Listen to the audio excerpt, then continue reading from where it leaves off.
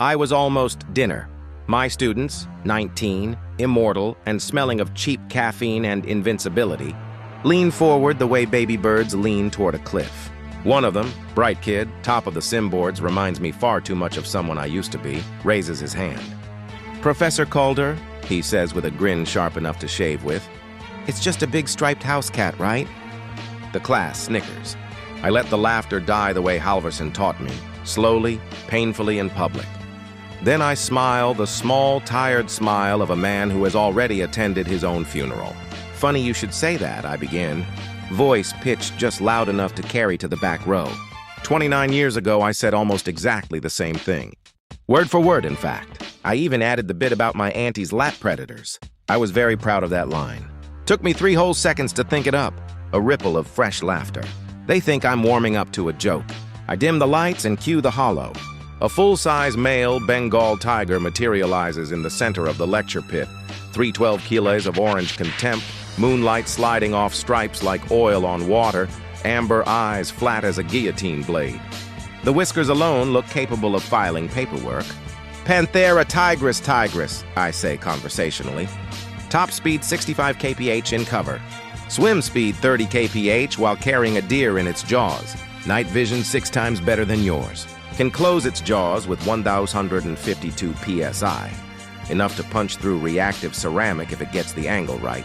Favorite hobby, making arrogant primates reconsider their life choices." I let them drink it in.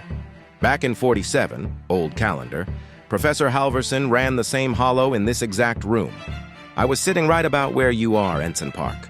I kicked my feet up, smirked, and announced to the universe that this was a glorified house cat with a marketing team.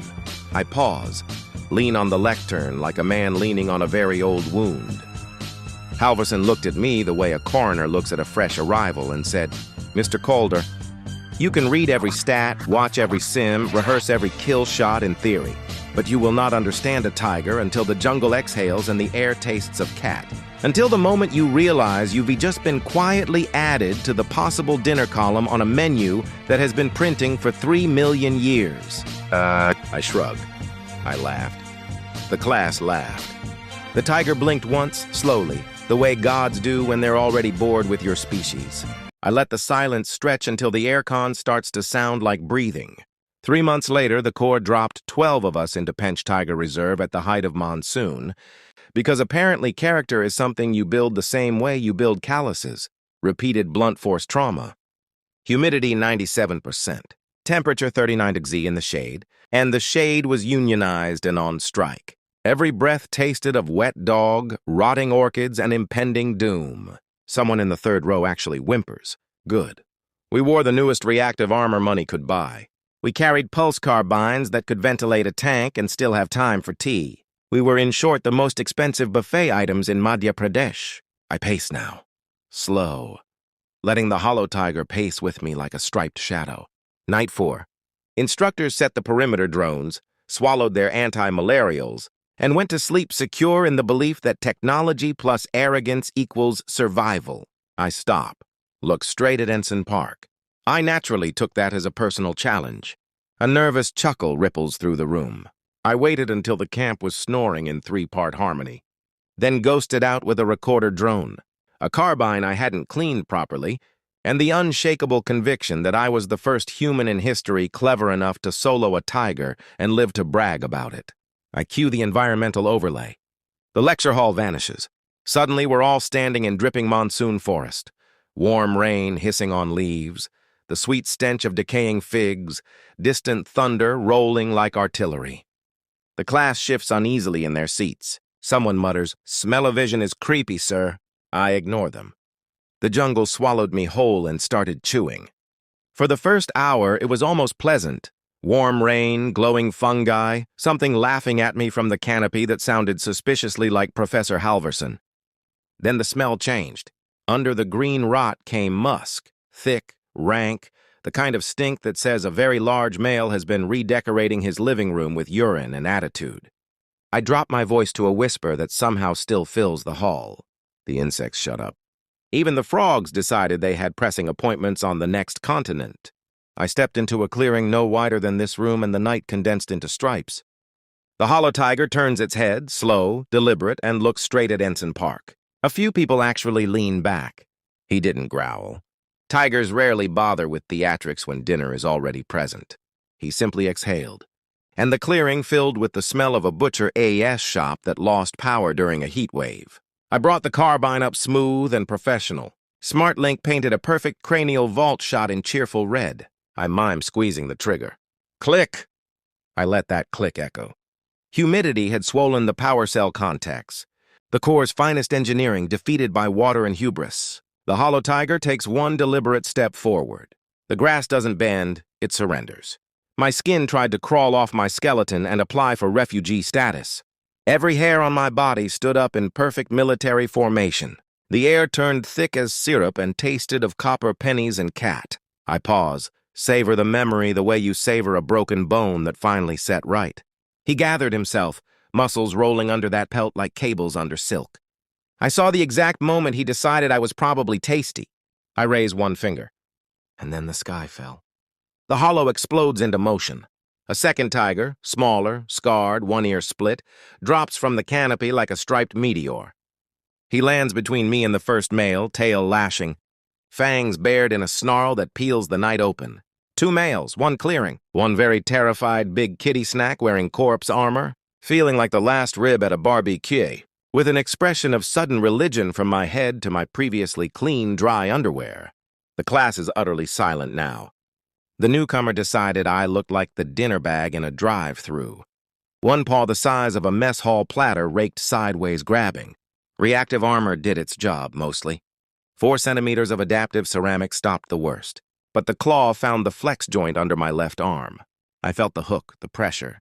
Then a white-hot line as one talon carved an 18-centimeter signature across my ribs. I subconsciously felt my side. The scar is pale, ridged, ugly, and very, very real. A nervous laugh escapes someone, it dies quickly. The first tiger, my original admirer, decided nobody was poaching his dinner. He launched straight over my head in a single bound, clearing me by the width of a prayer, and hit the second male broadside. 600 kilos of bad-tempered feline colliding midair sounds exactly like two trucks discovering they occupy the same postcode. I spread my hands. I did the only sensible thing a bleeding 19-year-old could do. I ran, not toward camp. Camp was a myth for people who still believed in maps. I ran away. Away from the freight train roars, away from the wet, meaty impacts, away from the smell of my own blood mixing with tiger musk. I cue the chaos overlay, crashing timber, subsonic coughing roars, the scream of something large learning the precise meaning of pain from something just as large. I ran until my legs unionized. I ran through streams that smelled of buffalo dung and mercy. I ran until I fell face first into a nullah and discovered leeches throw parties when fresh meat arrives. Dawn found me 23 clicks off-grid, hypothermic, bleeding, and being circled by Dole who thought Christmas had come early. I let the holo fade back to the lecture hall. The gunship found me because I finally remembered the emergency beacon existed somewhere before I collapsed. They hosed the Dole with stunners, slapped a field dressing on the claw track, and medevac, D me out while I babbled apologies in 4 languages and 1 dialect of hysterical. Ensign Park is pale. So is most of the front row. I lean over the lectern again. Next week, half of you ship out to Pench. Same jungle, same rain. Same tigers who have never read the brochure on who the apex predator is supposed to be. Someone chuckles nervously, then says, "That's a great story, sir. Who wrote it for you?" I grin, all teeth. "Grok," I say. "Just kidding." I open my shirt and tap the scar. Still have the claw fragment, by the way. Makes a great letter opener. This wrote it. In real time. With punctuation. The room is so quiet I can hear heartbeats. "Some of you will bring better gear," I continue softly. "Some of you will quote bite force statistics like scripture. Some of you will laugh when I tell you to triple-check your seals, sleep in 3s, and never ever leave camp alone." I look at each of them in turn. You can think you know everything, but you want to comprehend the predator until the jungle breathes out and the air turns the color of old blood, until your armor fails and something with paws the size of dinner plates decides you look like a snack that walks on 2 legs. I let the holo tiger stare at them with those flat amber eyes one last time. Survive that single moment when the menu rewrites itself and your name appears under entree. When you're looking into those eyes through nothing but air and opportunity. And I will personally buy you the most expensive drink on station while you tell me again how inferior an apex predator is. I shut the holo down. In the sudden darkness, someone whispers, "Sweet mercy." I smile into the dark. Good. Class is just beginning.